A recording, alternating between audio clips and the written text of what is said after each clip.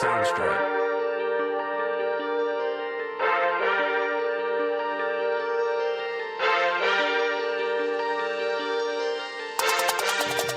Welcome to South End supporters, the St. Louis City SC podcast powered by Ready to Live Wellness, coming at you from the Warrior Logo Wear studio. Eric Cole here with the Monday morning center back Dave Wyckoff, as our buddy DH is out with work this week. So we're going to carry on the show and cover this unfortunate loss that City falls to Austin on Sunday day game. Little rain, a lot of weather action, but just not a lot of action on the field. It felt like. Dave, how are we doing this evening? Yeah, I think the most exciting part of that game was the will they or won't they with the lightning delay, and then unfortunate timing, as it seemed like it was at a point where our boys in City Red were starting to surge a little bit. But it is what it is. That's why I don't leave it to the end. Tough watch, but we've got a platform where we can talk about games, and we're fortunate enough to do that. So we're going to go ahead and press on with the usual enthusiasm and whatnot. I got a couple things to come at you with before we get started. First of all, happy Transgender Day of Awareness is today, May 31st, when we're recording. I got my flag behind me. I don't know if you can see all of it. It's down there. I can see the top half. Yeah. So shout out. We always talk about soccer is for everyone, and that includes our trans community. So shout out to them. And I hope I'm pronouncing this correct. Happy Eid Mubarak to our I see. Yeah, our I see Muslim that all the time, friends. and I wonder how it's pronounced as Yeah. well. So I had to read up on it. Admittedly, that it's the fast, the feast that celebrates the end of Ramadan. So Eid Mubarak to our Muslim friends. And then the last little piece of news that I'm super excited about, I talked about we're excited because we get to do this all the time. I mean, it's a hobby, but it's kind of turned into like a hobby plus. But we get to do it now with a new sponsor. And this is somebody that I've talked about before. And we talked a couple weeks ago when it was just you and I, Eric, about how passionate we are about partnering with local companies and companies that are near and dear to us, right? And I could not have been more excited to have the opportunity to pair up with EFT Fitness Training in Glen Carbon, owned by a Granite City guy, Justin McMillan. The reason that this company is so close to me is because I was actually one of the first clients this company ever had, back when it was just Justin Really? and another Justin Bernay, shout out. And they actually traveled all over the area and trained people one-on-one. I used to meet them out at Swick when I was 16. And the reason that it's near and dear to me is because I give them a ton of credit for help shaping me into somebody who was able to go and play in college, albeit for a short amount of time. But it was awesome. And what that company has grown into now is so cool to see.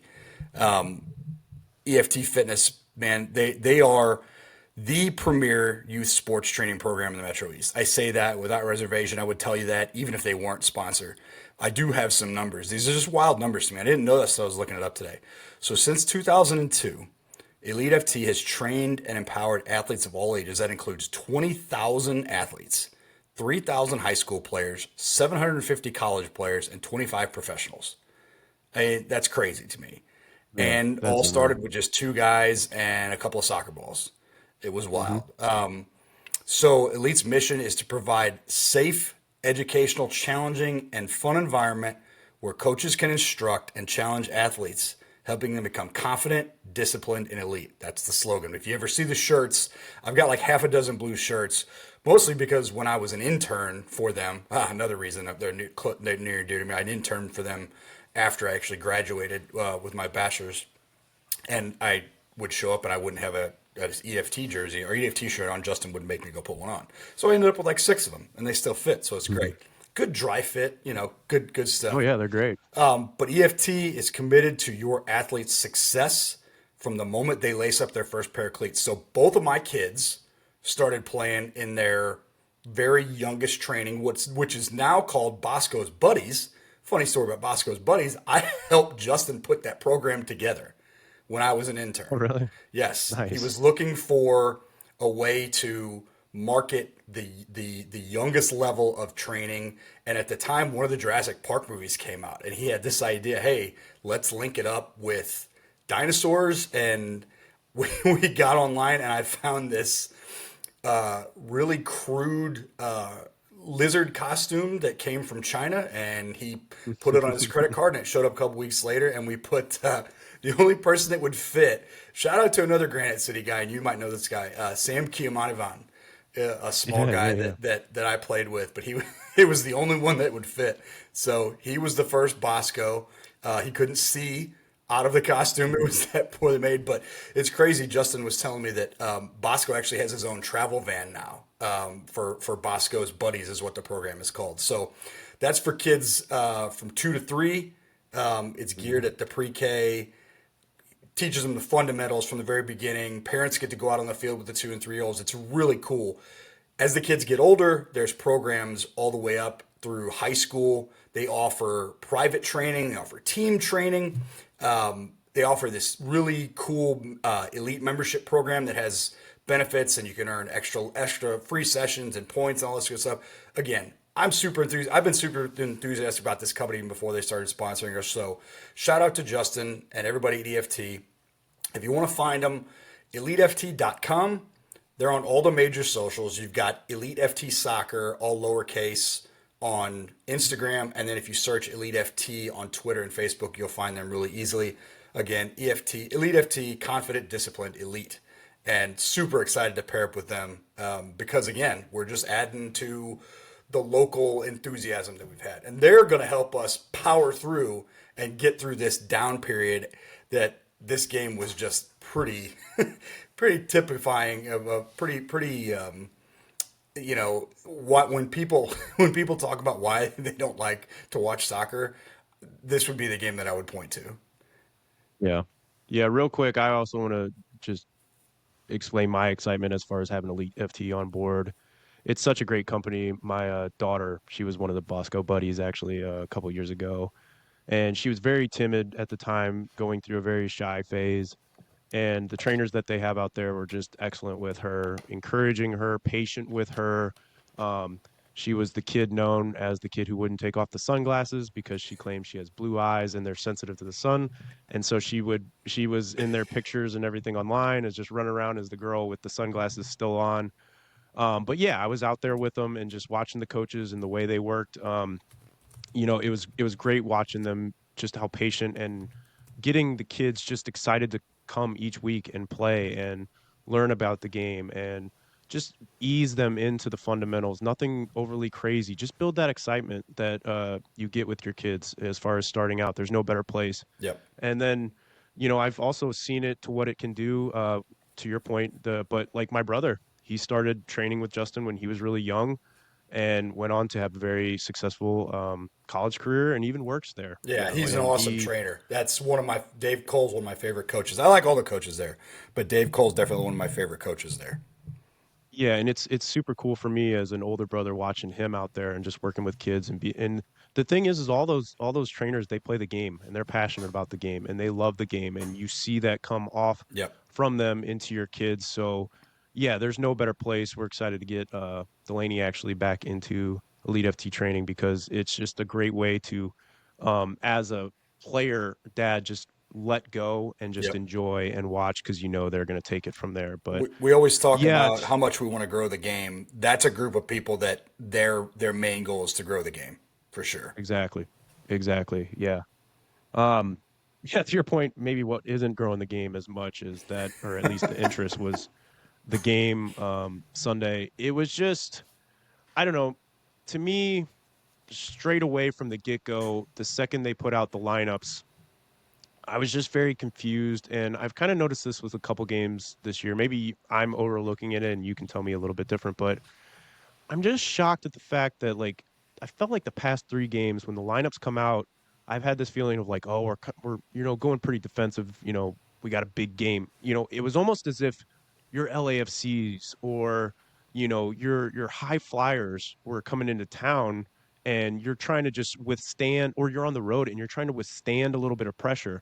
But I'm thinking we're at home and we have a team that also hasn't been banging in goals so far this year. I think at the time going into the game, Austin had the same amount of goals as we did.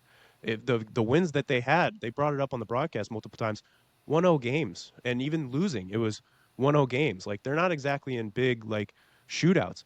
So I was just shocked to see like such a defensive heavy lineup. And I understand there were, Toychert was out, Leuven was out, and so we had some offensive weapons, but I just thought, man, if there's ever a game where you feel like, Celio, and he did, he got a good run in the second half, but I'm thinking, man, from the start, you're at home, like, let's take it to these teams and adjust as we need to go. I'd rather have to adjust defensively later on in the games than play this park the buck bus style.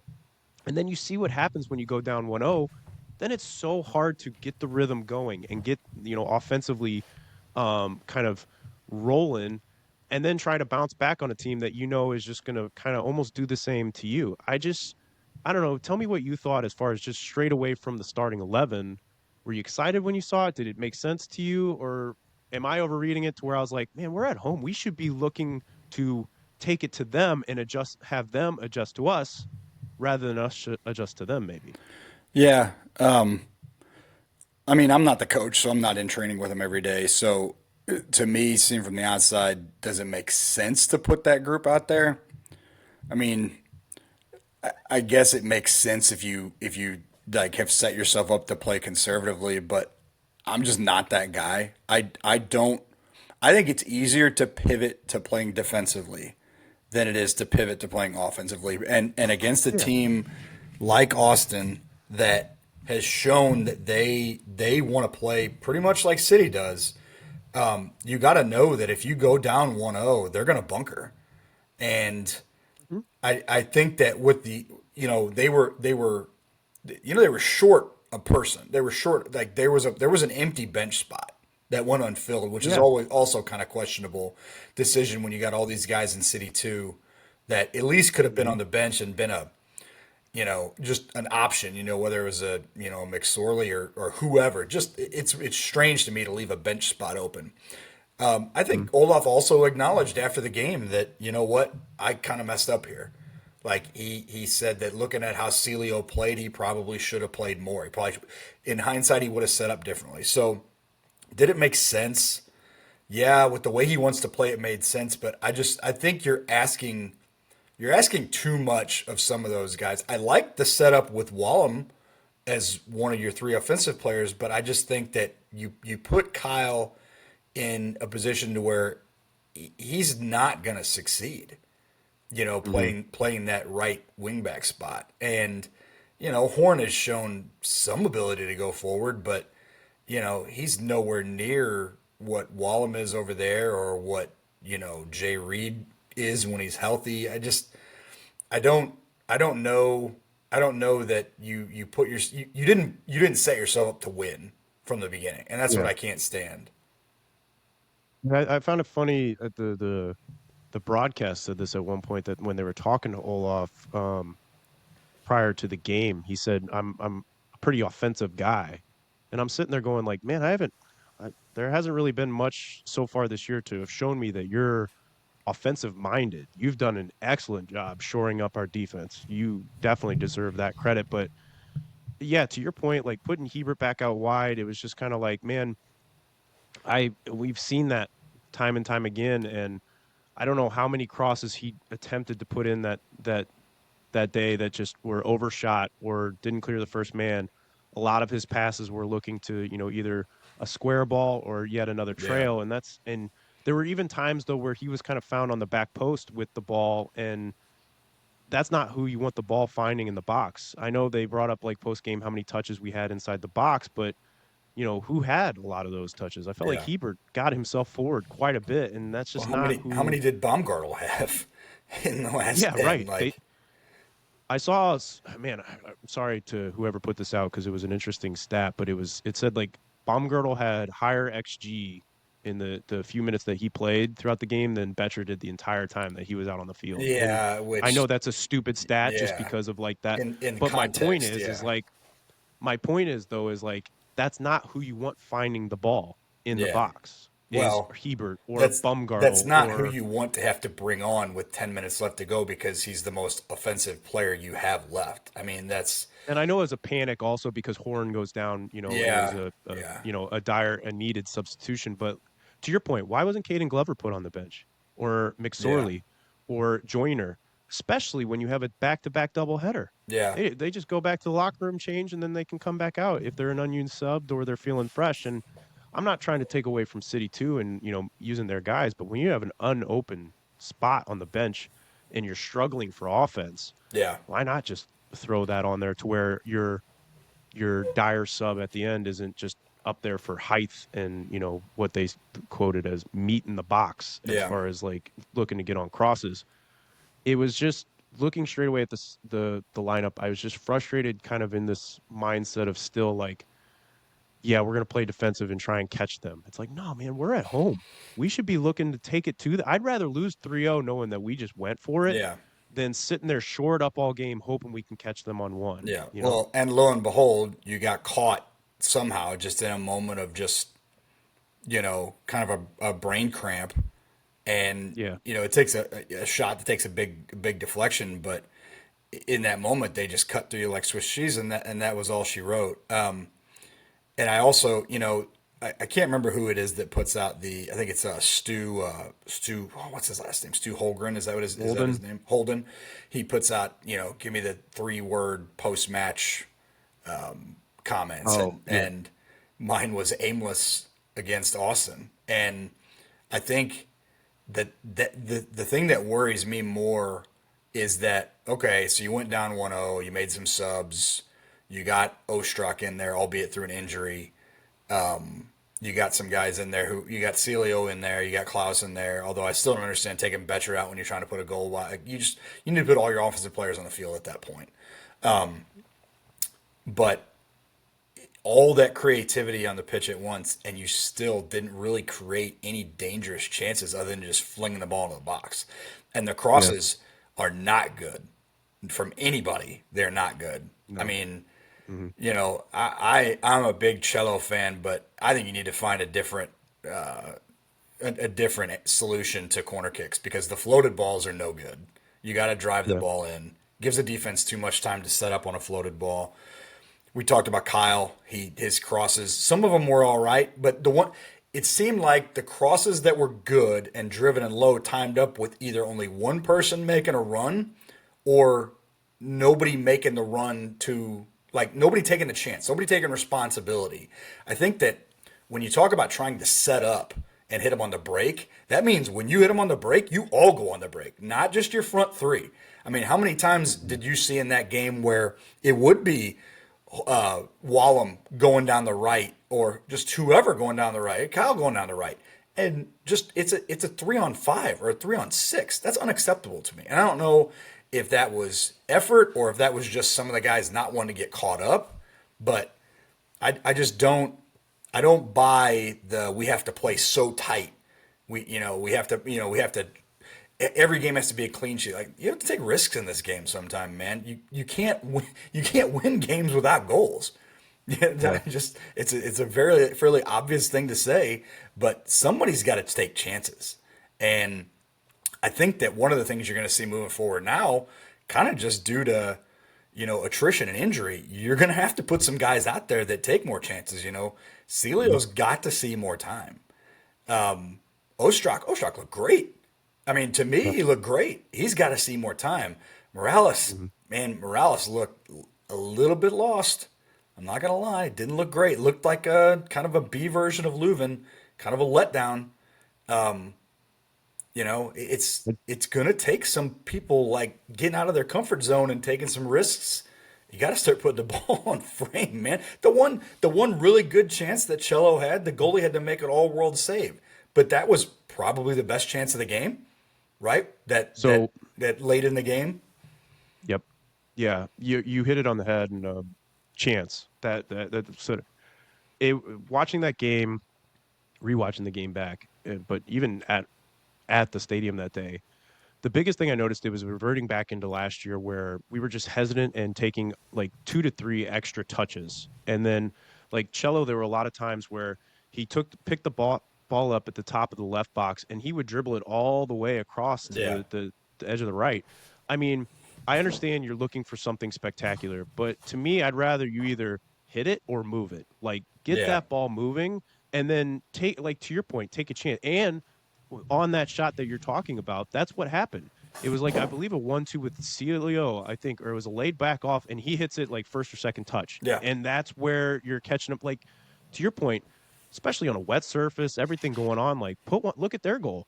That rewatching it back, that shot was going way wide, Yep. and where it ended up, like, you never know what's going to happen. But we're back to this, like, I mean, we finally do get down there, and then it's like, you take it, no, you take it, Trying to you pass take the it, ball and into the net. It's like somebody have a yeah, pill. it's just like, let's just have one off, Yep. like, it was just way too many touches, I felt like, in the final third with nothing that came from it. And where you saw that big change, like, sort of happen in the game, was when you did see the emergence of Ostrak, Wallum, and Celio have one direction, and it's forward and it's towards the goal. Like, they never look anywhere else. There was one point, it was a great move, and the crowd actually really got into it, where Ostrak's going back with the ball, two players on each side, and he just cuts it and just goes directly towards the Yep. opposition goal. Like, I think Austin at that point was so just used to us just trailing the ball back or looking for the simple ball that they were caught off guard when they had somebody who looked to make something happen. Wallum, yeah, while his crosses could have been a lot better, and maybe some of his, um, his decisions in the final third, he always looked to be attacking at the Yeah. goal down that wing. And then when Celio came in, that combination of those two, now I don't know if that combination on the same side is the best going forward. I feel like you need a little bit of a defensive mind with those two in there, but it was dangerous because you didn't know who was going to go at them one-on-one. But it was just where you started seeing a lot more, or at least a feel that something was going to happen, was when we finally just started taking chances. And you had Celio come in and just look to, like, do what he does. I'm going down the wing and I'm going to look to make something happen. But man, that whole first 65 minutes, it was just frustration of somebody have one, somebody Yeah. put one on, or move it. Like, don't just, like I said, we would get down there. A lot of times it felt like it was Hebert down his wing, and it was either just a square ball or a cross back. And then it would just eventually get worked back to the back three. They would shift out, and then we'd redo it again. And it just felt like we just did this. We just did this. Like, Yeah. somebody put one. So, yeah, like you said, especially when you're at home, like, we got to start using this as to our advantage. You made a great point. I do feel like it's easier to adjust defensively than it is offensively. And I'd rather us, have gone into that half down 2-0, knowing that we were down 2-0 because we were exposed going for it, than, down 1-0, feeling like we have nothing Yeah. going for us at this moment. Yeah. I just I'm with you. You gotta have shots. You gotta take chances. You gotta put the ball in the net. But Austin did a really good job. Let's not sell that short. They did a fantastic job of getting 9 behind the ball, 10 behind the ball for basically the last 30 minutes of the game, and just Mm-hmm. cutting off the channels, cutting off the middle. I mean, it was gonna take a really good cross and a header, or somebody beating somebody on the end line and a pullback, or a shot from distance. And the crosses weren't good enough, and nobody wanted to take the shot from distance, and nobody was hungry for that end line and the pullback. And even when they were, we just weren't in the right spot. So, Mm-hmm. you take the lessons learned, and maybe you play a little more. I think it is possible to play a little bit more open and fluid without playing 7 center backs. Like, you don't have to just say, okay, I'm giving up on playing in a defensive mindset. Like, you're still going to have 3 solid center backs, whether it's Nilsson, probably and it should be Nilsson, Baumgartel, and Kessler now. I would think. I would think against Kansas City, that's who you're going to see your 3 center backs, because you're likely to not have Horn, Yeah. which, We're those. hoping it's just a cramp. It Yeah, seemed like well, that yeah, was the only thing we got post yeah. game But was all of a Olaf sudden, hoping it's a all of a cramp. sudden, you've got a crowded training room, and your options are less defensive minded. So, Kansas City has given up a lot of goals, and Mm-hmm. I think the opportunity to play a little more open is going to be there, and we'll get to that in the preview. But you can't drop points at home against anybody, especially a 1-0 loss like that, where the game was yours, and you let them.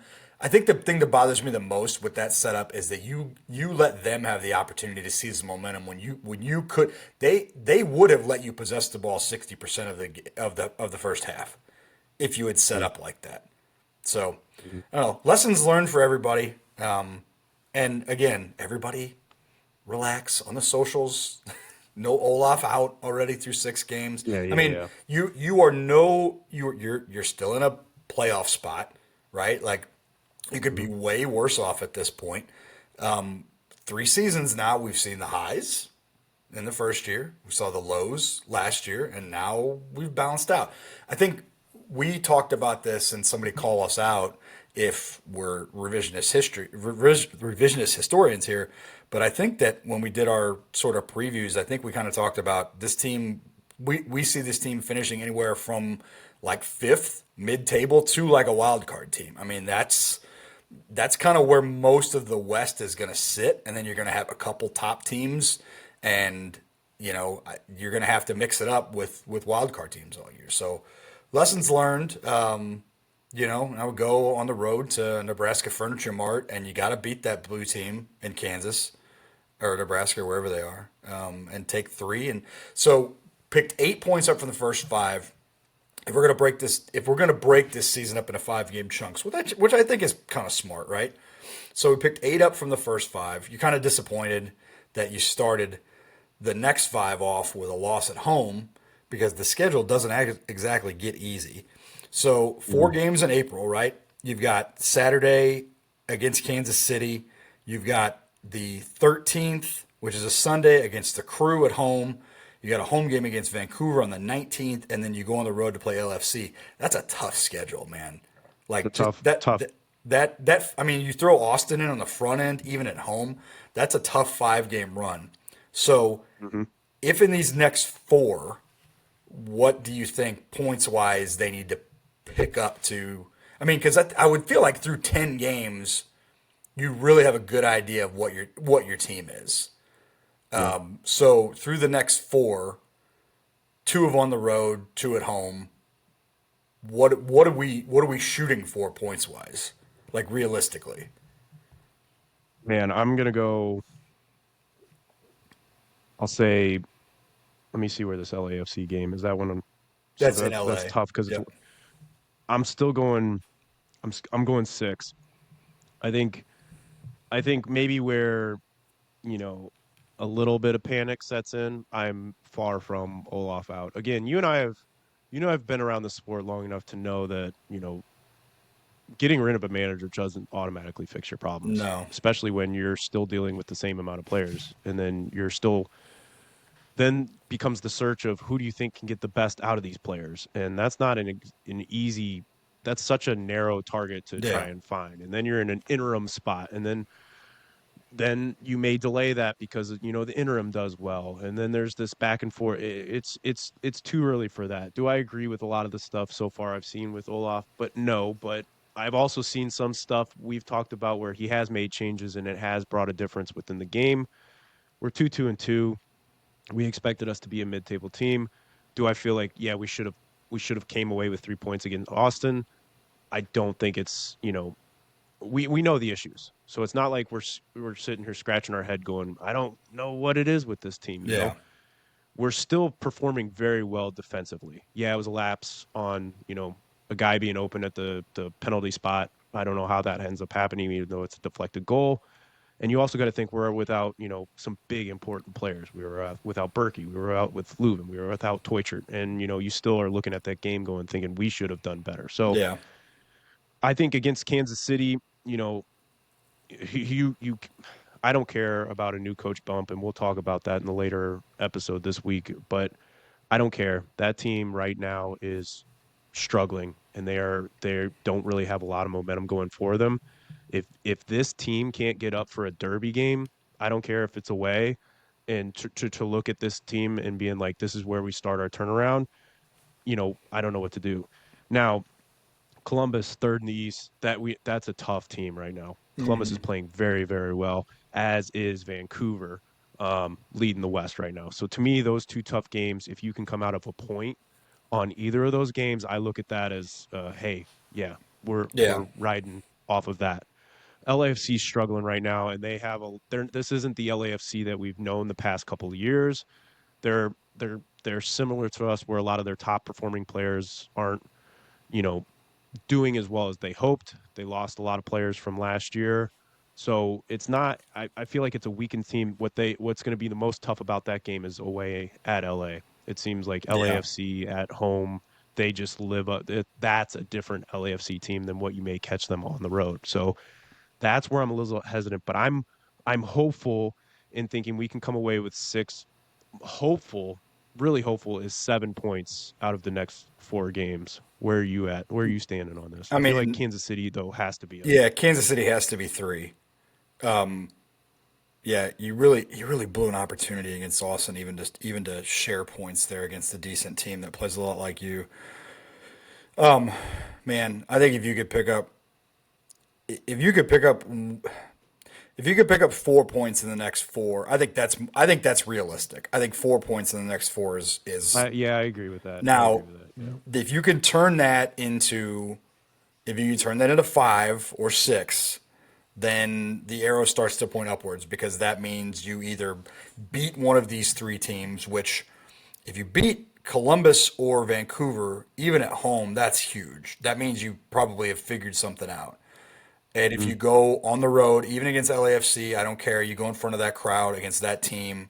They've still got some ridiculous skill players. If you go and you take 3 points from them there, then you're really talking about something. So I think your realistic expectations right now with the way that the training room is, and I don't know. So let's see. That would mean if we're talking about a month, if we're talking about a month out. So Berkey and Tots went down against Seattle, correct? yes. That was on the 15th of March. So Yes. Vancouver would be the earliest that both of them could come back, and we don't know what everybody else is going to look like. I still think. I mean, I think you shoot to split 6 of 12, 7 of 12, but I think realistically you're looking probably more like 4 of 12, depending on who comes back and what the offense gets figured out. So I hate to say it, it's going to be a grind for the month of April. I think the schedule kind of opens up a little bit in May. You've got Seattle on the road, which you've already shown you could beat Seattle, right? San Diego at home, that's a winnable game. Kansas City at home, definitely a winnable game. Minnesota on the road, that's kind of tough. That's a tough Colorado on one. the road, and then Tough. home against the. I mean, you got home. You have three home games. I mean, you've got four or five games in May that you could bank points on. So I think you look to But split. May, to your point, May, that could be a big moving month for us. All Western Yeah, Conference teams, yeah, if you can get things rolling in a positive direction, and the yeah, to your point, at least show me some performances this yeah, next month of games. yeah, Get your confidence back. I want to see a thumping against Kansas City. I want to live up to the Derby. I want to, pounce on a weakened team at this moment, and I want to just get some offense. You know how it is, man. Like one goal comes in for a striker can lift especially if like we get Klaus going in Kansas City, just get a little bit of weight. I'm sick of seeing everybody bring up the last time he scored a goal. We all get it at this point.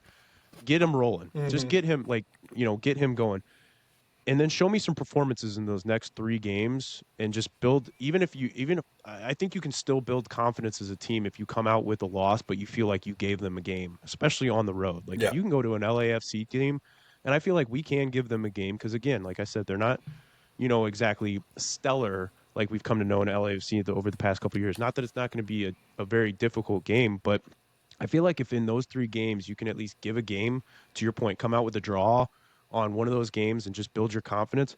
If you can go into that month of May, 6 games in the month of May, it's tough. Don't get me wrong, it's tough. But if you can build some confidence, get some things rolling, keep that defense shored up, and then just build this offense going a little bit, that can be a big moving month for us yeah, coming into May. yeah, So I think getting back on track and just figuring out some sort of offense, what's working, personnel, try some new stuff, throw some new things at the wall, I think Ostrak's going to get a start this next game, especially not knowing what's going on with Durkin.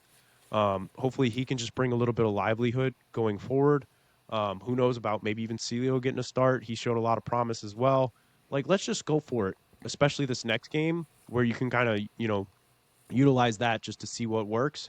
I feel confident when you go to like an SKC or something like that to where it's going to be a deal where you're I would rather that game especially be the one where you go super offensive and make defensive adjustments kind of as the game goes on. Yep, I agree. I want some victory kolaches. That's what I want. I would Nothing love better a than a I victory would, I would kolache. love a victory kolache. What I would like to do is to start stacking wins, and for every win, I'll double up my kolache intake. I Yeah. would break the diet and I would break the working out trend to put together like 5 wins. So so let's get this on tape so we can go back and remind you of this here in the so like you say we get a win, you eat a kolache, we get another win, you eat two kolaches, Yeah, and we keep it going from there. yeah, yeah.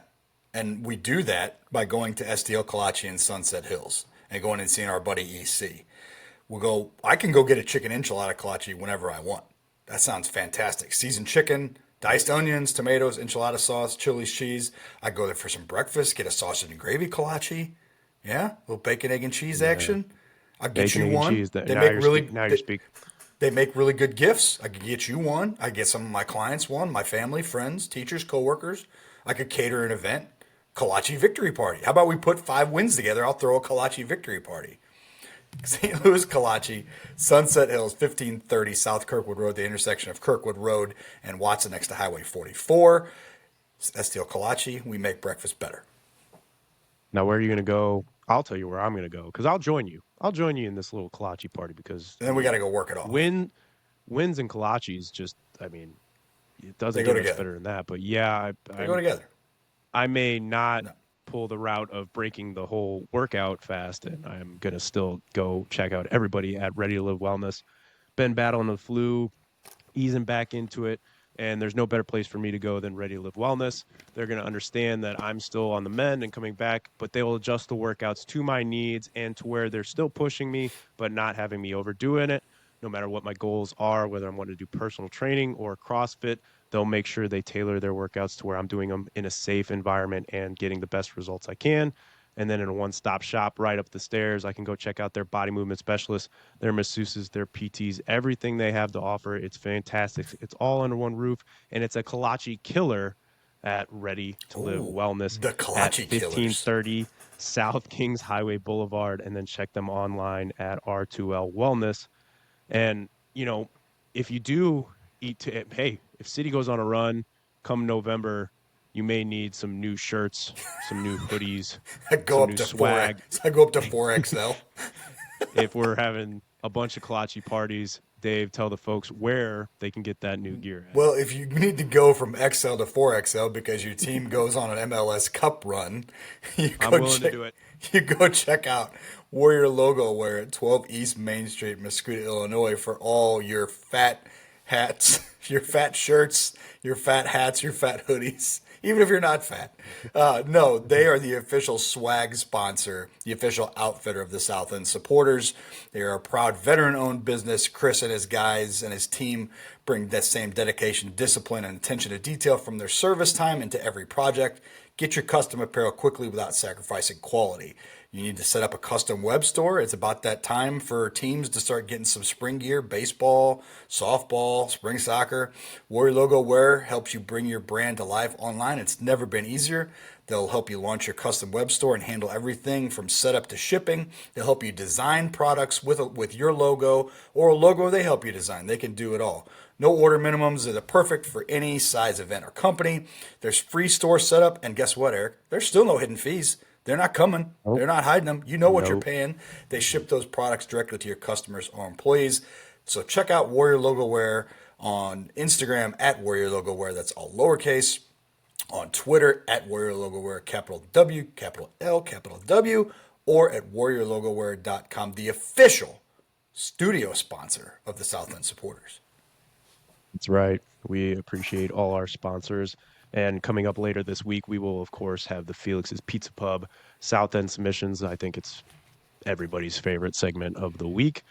So we look forward to having those come your way. So in the meantime, if you're not wanting to have a kolache party, go have you. I tell you what, you want to talk about adding some sizes to shirts. If you go get those big slices and you add a slice each week, oh boy, you'll have to give yourself a week to include those slices as we go Yeah, along. But yeah. I think you'd be worried about your long-term health if you ate a piece of pizza from Felix's every day. I mean, listen, I'm willing to give it a shot, but cholesterol in the thousands, I think, is where that would go. it would look like that. You remember that documentary, Super Size Me, where the guy Yeah, ate McDonald's like every yeah. day? Was it for a month or something like that? He Yeah, yeah, just ballooned it was up a like, while. I eat Felix's every day for a month. yeah, That'd be great. I'm willing to try. yeah. I mean, don't tempt me with a good time. Dave, any last thoughts that you have as far as this game against Austin this No, week? I just think that, this fan base has shown itself to be very schizophrenic, and let's just everybody take a deep breath. You're dealing with some injuries now. Everybody's kind of getting used to the game plans and everything. Trust in the process. It'll all be fine. Yeah. I was telling you pre-show, there's a couple people that, I was messaging and kind of having to just remind them like, hey, we're 6 games in to a Yep. 34 game Yep. season. You and I have been around this sport long enough to know, like, we used to always say to our buddy who Sparkles, who would get way too excited, we would always let him know, like, let's see where you're at Christmas when we're talking about the Premier League. Because it was always like, you would just see a dramatic change on the Premier League table come Christmas, which was typically about the halfway point. And, you're going to see that not only within this team, but just throughout the league as well. You brought up a great point in injuries, just fatigue as this. We haven't even gotten into hot months yet. Yep. Let's see how some of these teams react to some of the hot months and you know just all that stuff. So while we're not happy with what we're seeing, we also know and are realistic to that it is a long season, and so let's just take it a week by The week. West is full of opportunity. Nobody's gonna even if the top two teams run away with it. There's gonna be plenty of opportunity.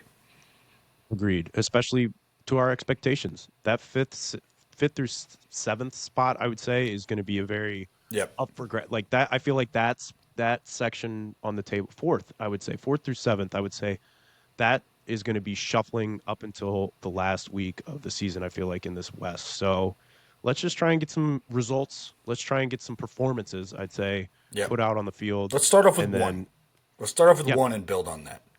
and what better one than this one coming up That's this right. weekend? Got to be this Derby one. game against SKC, which we'll have that SDL Kalachi preview in our Thursday episode this week. So make sure you are on the lookout for that. Next, we'll move into a little bit of city news. Not much going on this week. There was a international break as far as the European teams. Kind of were off that, but we already covered that demise that the U.S. men's national team kind of put out. So we're going to just move on from that in the past. We'll stick to positives as City 2 picked up another win. This one had to go to PKs, but boy, all they know how to do is win as they won 5-4 in penalty kicks. I saw highlights, I believe it was Bishop, City 2 goalkeeper, come up with some big saves throughout the game to keep them in that. So just great to see these guys continue to roll and just to continue to build this confidence in the way they play. I'm loving seeing on the socials. There's also a lot of excitement. I know the storm and everything kind of probably derailed a little bit of that excitement that was supposed to happen with the back-to-back, the double header that was going to take place Sunday. But it's just still seeing, at least on the socials, there's excitement towards this City 2 team, and they continue to roll. So Yep. good on them. And then I also saw it looked like they were still team of the match day throughout the MLS Next Pro. So just great. We're getting that recognition throughout, and we're getting these guys good development and confidence built. And there's a lot of talent on that team, so it's good to see. Yep. It's fun to see, and they're all contributing. So hope to see Yes, him in a yes. city red uniform someday. I like those. I like those City 2 I blues. Have you seen do. those? Yes. I like Yes. those, man. Yes. I saw a There's a rumor going rumor. around. Yeah, I saw the same thing. Maybe you're seeing the same one. Yeah, Yeah, that it'd be MLS is great. going to release Yeah. third kits Yeah, it'd be great to have for every a dark team. blue like that. I think I'd like Yeah, that. I Yeah. David would probably not. I don't know. David, he's still hoping out that we just go Colorado and claret blue, and just somehow that just happens to be our. You had He's holding out hope the for that Burnley one. kit. Yeah, Yeah, yeah, he's holding out for a Burnley kit. yeah, I mean, if you were to go a third kit, I mean that makes the most sense, right? I'm looking at this picture of it. It's a great design, simple. You throw that pure unit across the front of it with the white font. I think it's a great third kit option there. yeah, All blued out. I think it would look great. yeah. Agreed. Well, that's all I really have as far as city news this week. Not a whole lot going on throughout the league. Dave, any last thoughts you want to give before we wrap this thing up? No, again, I'm really excited about our new sponsor, EFT Fitness Training.